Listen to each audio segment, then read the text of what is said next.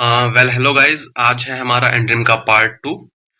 शुरू करने से पहले हम लोग ये कोशिश करेंगे कि पूरी वीडियो को 4 से 5 मिनट को खत्म कर लें, ताकि ज्यादा समय जो है वो कैप पोर्शन को ना देना पड़े। तो हमारा पहला वर्ड है एस्टोनिश। एस्टोनिश का मतलब होता है आश्चर्य, और इसका एंटोनिम है काम। काम का ही एक सिनोनिम होता है सूद। सूद का मतलब भी होता है शांत करना। ये सूद काफी इंपॉर्टेंट वर्ड है, इसको याद रखेंगे। नेक्स्ट वर्ड है एपोजिट। एपोजिट का मतलब होता है उपयुक्त, जैसे कि ये चाबी इस ताले के लिए एकदम परफेक्ट है, एकदम उपयुक्त है। और इसका एंटोनिम हुआ इनअप्रोप्रिएट, यानी कि अनुपयुक्त। नेक्स्ट वर्ड है हमारा एडामेंट। एडामेंट का मतलब होता है जिद्दी, जैसे कि ये इंसान इतने आंधी तूफान में भी खड़ा हुआ है, इसीलिए एडामेंट है, ये जिद्दी है। और इसका जो एंटोनिम हुआ वो फ्लेक्सिबल हुआ। फ्लेक्सिबल का ही एक सिनोनिम होता है सपल।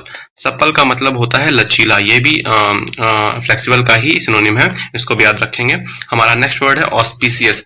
ऑस्पिशियस का मतलब होता है शुभ, और इसका एंटोनिम हुआ अनलकी। अनलकी का मतलब होता है अशुभ। और हमारा नेक्स्ट वर्ड है एबॉलिश। एबॉलिश का मतलब होता है समाप्त करना, किसी चीज को खत्म करना।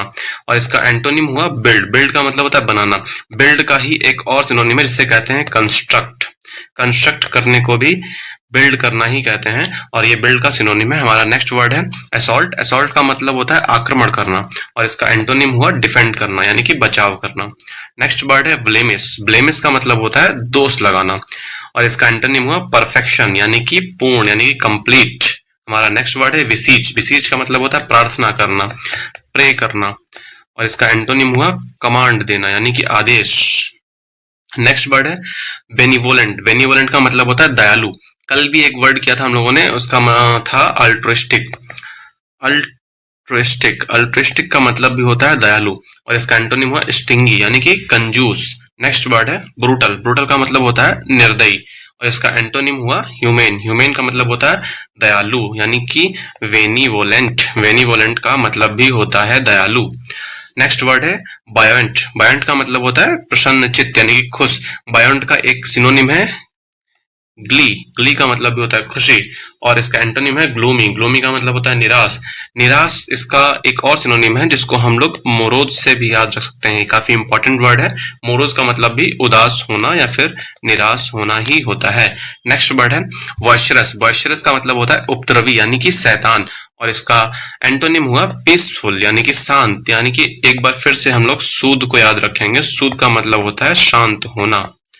नेक्स्ट वर्ड है क्रूशियल। क्रूशियल का मतलब होता है इंपॉर्टेंट, जैसे कि इस क्विज में ये वाला पोर्शन क्रूशियल है।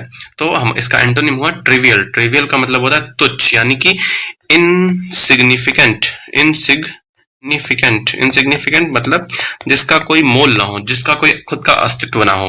नेक्स्ट वर्ड है क्लैंडस्टाइन। क्लैंडस्टाइन का मतलब होता है गुप्त, यानी कि सीक्रेटिव, और इसका एंटोनिम हुआ ऑनेस्ट। ऑनेस्ट का मतलब होता है ईमानदार, खुला।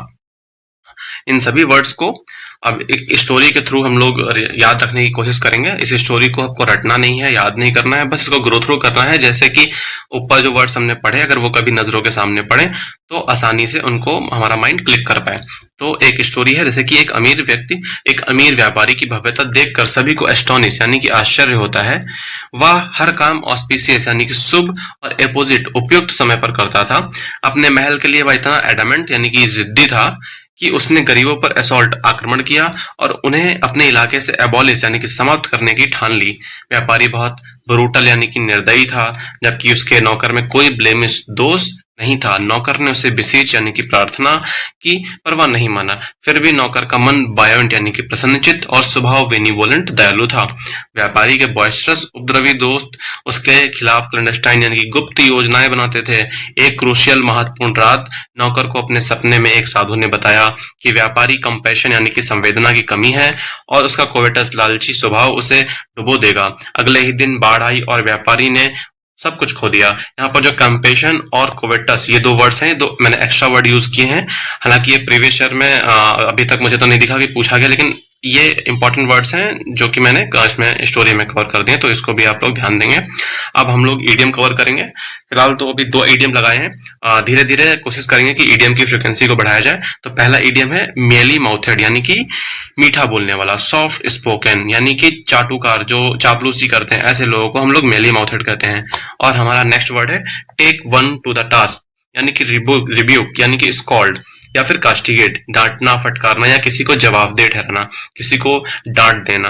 तो इस तरीके से गाइज ये कंप्लीट हो गया। अभी हम लोगों ने कुछ 12 से 14 यानी कि 12 से 14 वर्ड्स किए, 2 ईडीएम किए।